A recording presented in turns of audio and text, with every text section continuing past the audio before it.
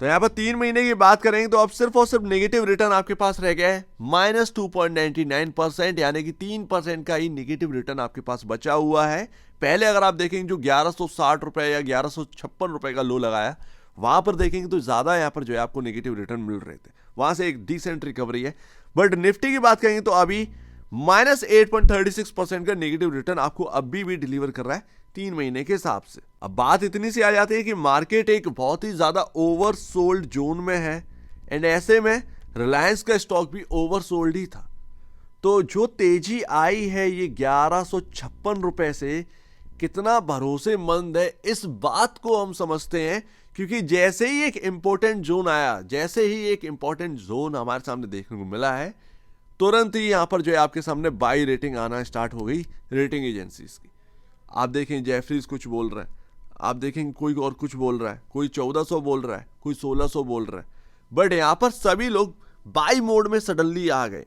जो कि मैं आपसे बात करता था 2018 की ट्रेंड लाइन, 2021 की ट्रेंड लाइन, मैं आपसे कहता कि इसके बीच में मिलेगा ना तो आपके लिए बहुत अच्छा बाइंग का एक अपॉर्चुनिटी क्रिएट होगा। लेकिन यहां पर एक्सपेरिमेंट करने पड़ सकते हैं। एक्सपेरिमेंट का मतलब कि बाय चांस अगर वो 2021 की ट्रेंड लाइन भी ब्रीच हो गई और उसके नीचे आप कामकाज करने लगे, तो इसका मतलब ये है कि ये काफी नेगेटिव पॉइंट बन जाएगा इस स्टॉक के लिए। एंड यहां पर अच्छी बात ये है 2021 की ट्रेंड लाइन बच गई एंड हम उसके आसपास से ही घूम गए। अब देखो भाई, म्यूचुअल फंड का डेटा आ चुका है एंड यहां पर हमारे सामने देखने को मिल रहा है कि जो टॉप ETF से जो होल्ड कर रहे थे, क्योंकि ETF ही सबसे ज्यादा होल्ड कर रहे हैं रिलायंस को, ठीक है। SBI का सबसे ज्यादा यहाँ पर होल्डिंग है, उसके बाद SBI BSE सेंसेक्स ETF का यहाँ पर होल्डिंग है, उसके बाद UTI आ जाते हैं। यहाँ पर एक देखने को मिल रहा है कि होल्डिंग बढ़ाई नहीं गई है, जबकि रिलायंस 1200 के अराउंड इन लोग को मिल रहा था। यस, यहां पर होल्डिंग बढ़ाई नहीं गई है, बल्कि होल्डिंग थोड़ी सी घटाई गई है, 0.67%, 1.76% माइनस। तो इस तरीके से होल्डिंग घटाई गई है। हालांकि बढ़ाने वाले भी हैं, ऐसा नहीं कि बढ़ाने वाले नहीं है, बट बढ़ाने वाले और घटाने वाले अगर आप दोनों के हिसाब से देखेंगे तो यहां पर एक न्यूट्रल ही यहां पर ना एक बात आ जाती है। न्यूट्रल ही कर रखा है ये म्यूचुअल फंड वालों ने, इससे ज्यादा और कुछ नहीं। तो यही बात यहाँ पर जो ना थोड़ी सी अगर आप देखें तो डिसअपॉइंट करती है कि एक तगड़ा बाइंग क्यों नहीं देखने मिला, जबकि रिलायंस इतना नीचे मिल रहा था। ये शायद कहीं ना कहीं एक थोड़ा सा डिसअपॉइंट करता है। बट डेटा अभी पूरा नहीं हुआ है, ध्यान रखिएगा। ये 10 मार्च तक आपका डेटा पूरा होगा। आज 9 मार्च है, कल पूरा हो जाएगा। लेकिन यहाँ पर कुछ ऐसे ही है, डेटा तो न्यूट्रल है, माइनस प्लस वाला अगर आप देखेंगे तो न्यूट्रल ही देखने को मिलेगा। बाकी बॉस यहाँ पर मैं ऑलरेडी आपको बता चुका हूँ, आप क्या ही देखेंगे फाइनेंशियल इंडिकेटर में, आप पी रेशियो, इंडस्ट्री पी के कंपैरिजन या प्राइस टू बुक वैल्यू। अब ये सबसे बड़ी बात यहाँ पर हो जाती है, प्राइस टू बुक वैल्यू के हिसाब से चलो आप देख भी ले रहे हैं, डाइवर्सिफिकेशन इतना है कि आप पी रेशियो से नाप तोल नहीं सकते से। अब यहाँ पर ऑयल के हिसाब से यहाँ पर देखने को मिल रहा है, रिफाइनरी के हिसाब से आपको जो है पी रेशियो और इंडस्ट्री पी देखने को मिल रहा है।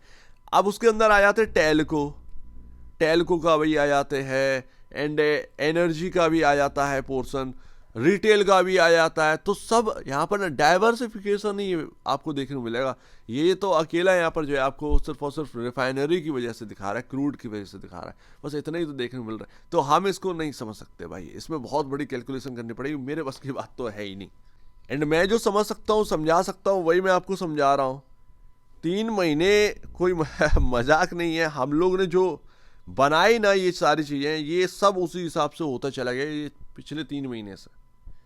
तो ये काफी मतलब एक समझ में आ गया कि टेक्निकल बेस अगर कोई अच्छा काम करता है, रिलायंस करता है। अगर आपको वास्तव में ट्रेडिंग करनी है तो आप रिलायंस के अंदर करिए, मजाक की बात नहीं है। टेक्निकल बहुत अच्छे से काम करता है। अगर आप ट्रेडर हैं, रिलायंस कहीं ना कहीं आपको बहुत अच्छा यहाँ पर जो है ना बेनिफिशियरी होगा। टेक्निकल बहुत अच्छे काम करता है। लेकिन देख लेना भैया, हम कुछ ऐसी बात नहीं कर रहे हैं। 2018 की ट्रेंड लाइन ये जा रही है, जो कि ब्रीच हो गई। ब्रीच के बाद हमें इधर एक सपोर्ट भी देखने को मिल रहा था, लेकिन ब्रीच लास्ट में जाकर हो गई। तो हम 2021 की जो ट्रेंड लाइन है, हम उधर की तरफ चल पड़े। आसपास ही तो यहाँ पर जो ना बाइंग आई है, ठीक है। आसपास ही बाइंग आई है। अच्छा, इंपॉर्टेंट पता है क्या था? 1167 का लेवल, हम 1156 का हिट करें और 1167 निकाल नहीं पा रहे थे। एक फर्स्ट डे तो नहीं निकाल पाया, सेकेंड डे कोशिश करी, थर्ड डे में निकाल दिया एकदम से। यहाँ पर जो है आप देखिए 3 दिन के अंदर अंदर शानदार मतलब एक रिकवरी हमें देखने को मिली है रिलायंस के अंदर। अब यहाँ पर हम जो पहुंच गए हैं वो 2018 की ट्रेंड लाइन के पास पहुंच गए। ये अब वक्त है वेट एंड वॉच का, मजाक की बात नहीं है। काफी टफ जोन में आ चुके हैं।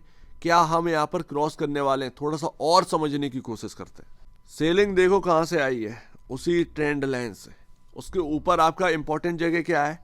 1259, 1287, ये काफी इंपॉर्टेंट जो आपके रेजिस्टेंस बन चुके हैं, ये वो लेवल्स हैं, समझ रहे हो ना? तो अभी तो कुछ भी हो सकता है इस स्टॉक के अंदर, अभी कुछ भी हो सकता है कि थोड़ा सा ओवरसोल्ड जोन में था तो यहां पर बाइंग आ गई हो, ठीक है। लेकिन क्या लगता है कि बाइंग गलत है क्या? नहीं, जहां तक है मेरे को लग रहा है कि भाई बहुत सही बाइंग आई है रिलायंस के अंदर। इंपॉर्टेंट जगह से ही घूमे हो आप, ऐसा नहीं कोई खराब एरिया से घूमे हैं। बस क्या ये रेजिस्टेंस निकल रहे हैं? अगर ये निकलना स्टार्ट हो गए तो आप समझिए कि यहां पर शॉर्ट टर्म बॉटम बन गया। उसके बाद क्वार्टरली नंबर्स पर डिपेंड करेगा कि रिलायंस को जाना किधर की तरफ है। एंड लास्ट तो जहां पर हम खड़े हैं, चलो ठीक है, एक इंपॉर्टेंट जोन है काफी, यहां पर जो है ना थोड़ा रिस्की जोन है, वेट एंड वॉच का टाइम है। एक पॉजिटिविटी हमें मिलती है मूविंग एवरेज की तरफ से, पता है क्या? ये आपका आ गया है, ये जो ग्रीन लाइन देखने को मिल रही है, ये आपका मूविंग एवरेज है। हम इसके ऊपर की क्लोजिंग दी है, तो यहां पर 1236 रुपए ये मूविंग एवरेज का प्राइसिंग है कल की, यानी कि फ्राइडे क्लोजिंग के हिसाब से, ठीक है। हम क्लोज दिए 1249.80 पर, काफी अंतर आ गया। तो मेरे हिसाब से जो इंपॉर्टेंट जगह बनेगी इसके अंदर वो यही बनने वाली है। अगर रिलायंस के अंदर यहां से कोई गिरावट आई भी स्टॉक के अंदर तो शायद वो ऐसा है कि 1235 1236 के आसपास वो सुधरनी है एंड वहीं से स्टार्ट कर सकता है घूमना ही, समझ गए ना? क्योंकि मूविंग एवरेज का सपोर्ट आपको मिल रहा है। तो ऊपर रेजिस्टेंस है, नीचे आ गए आपके मूविंग एवरेज बचाने के लिए। तो यही तो अब असली गेम तो अब यहां पर स्टार्ट होना है बॉस, असली गेम तो यहीं पर स्टार्ट होना है। यही सबसे जरूरी है, यही देखना है कि क्या रहता है। एंड मैं आपको बता दूं कि सिर्फ और सिर्फ यही नहीं कि आपका 1236 ही इंपॉर्टेंट हो, मैंने आपको 1230 की भी रेंज बताई थी। इतनी रेंजें बन गई थी ब्रो, इतनी रेंजें बन चुकी थी कि आप यकीन नहीं कर सकते। हर जगह रेजिस्टेंस, हर जगह सपोर्ट आपका बना हुआ था। तो इस तरीके से काम कर, क्योंकि एक तो इंडेक्स को मेन कंपोनेंट रिलायंस एचडीएफसी है इंडेक्स का। इंडेक्स को चलना है तो रिलायंस का सहारा मिलना चाहिए, इंडेक्स को गिरना है तो रिलायंस को टूटना चाहिए। एंड ऐसे में जो एफआईआईज हैं कुछ ना कुछ तो यहाँ पर बवाला करते ही है, तो वो रिलायंस पर सीधा सीधा इंपैक्ट एचडीएफसी पर इंपैक्ट पड़ता है। अब देखो रिलायंस चल रहा है तो एचडीएफसी बैंक नहीं चल रहा, देखा आपने? तो वही तो बात है, देखते हैं यही तो गेम है असली की अब यहां से क्या होना है। मेरा बस यही कहना है, यहां पर 1230 1236 ये आपका मूविंग एवरेज, ये ओल्ड वाला जो आपका सपोर्ट था, ये आपका जो है काफी इंपॉर्टेंट रहने वाला है। अब जो भी करना है शायद मेरे ख्याल से आपको इसे देखते हुए करना चाहिए, जहां तक है आप करना चाहो तो। बाकी आपका जो टेक्निकल वो है, यहां पर देखिएगा जो मूविंग एवरेज उसको जरूर फॉलो करिएगा मेरे ख्याल से। एंड इंट्राडे में देखिएगा कि क्या हम इसके ऊपर की क्लोजिंग दे रहे हैं, समझ गए ना? तो ये मैं आपको रियल बताऊं, अगर आप लॉन्गर टर्म इन्वेस्टर हैं और आपने इधर पर बाई कर रखा है, ठीक है ना, 1160 1170 1180 1190 पर आपने बाई कर लिया, तुमको ये देखने का जरूरत नहीं है, हकीकत है, ये तुमको देखने की जरूरत नहीं है। क्यों नहीं है?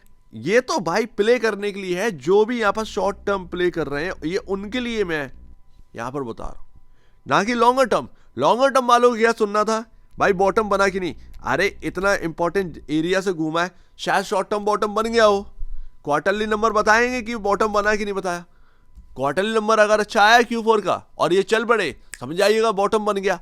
और ऐसे थोड़ी आप ये कह सकते किसी से ये पूछ सकते हैं, या किसी कोई अगर आपको बता रहा है तो वो बेवकूफ है मेरे ख्याल से। आपको ये कैसे बता देगा कोई कि बॉटम बन गया? वो तो धीरे धीरे जो इंडिकेशन मिलते चलेंगे वो बताएंगे कि हाँ अब सही हो रही है चीजें, बॉटम बन चुका है। एक इंपॉर्टेंट जोन से घूमे, शॉर्ट टर्म बॉटम बना, उसके बाद अब यहाँ पर जो है दोबारा से सारी चीजें पटरी पर आ चुकी हैं, तो अब यहाँ पर लॉन्गर टर्म बॉटम बन चुका है मेरे ख्याल से। अब यहाँ से खरीदारी करके चलना चाहिए, बात खत्म। तो ये आप समझिए, ठीक है ना। अभी शॉर्ट टर्म बॉटम मान के चलना है ये 1156 को, जब तक ये टिका हुआ, बस इससे ज्यादा और नहीं। एंड मुझे पता नहीं क्यों लगता है कि एक बार ये रीटेस्ट होगा, देखते हैं भाई रीटेस्ट होता है या नहीं होता है। ना हो तो ज्यादा बेहतर है, क्यों ही फालतू की यहाँ पर टेंशन पालनी। तो ये अगर रीटेस्ट हुआ तो मेरे ख्याल से दोबारा मौका दे देगा, लेकिन ऐसा ना ही हो तो ज्यादा बेहतर। सो उम्मीद है मैंने आपको सारी चीजें बता दी। मैंने आपको 3 महीने पहले ही ये बता दिया था कि अगर यहां पर आएगा तो एक बाइंग अपॉर्चुनिटी बन जाएगी आपके लिए एक अच्छी, ठीक है। इंपॉर्टेंट एरिया, इंपॉर्टेंट जोन है, इससे ज्यादा अब आपको क्या चाहिए, सीधी सी बात। तो एक बार निवेश से पहले, बेचने से पहले अपने ब्रोकर एडवाइस से जरूर सलाह लीजिएगा। खुद की स्टडी करेगा, उससे बेहतर कुछ भी नहीं है, खुद की स्टडी मस्ट है। तो आप दीजिए मुझे वीडियो देखेंगे, बहुत धन्यवाद दोस्तों।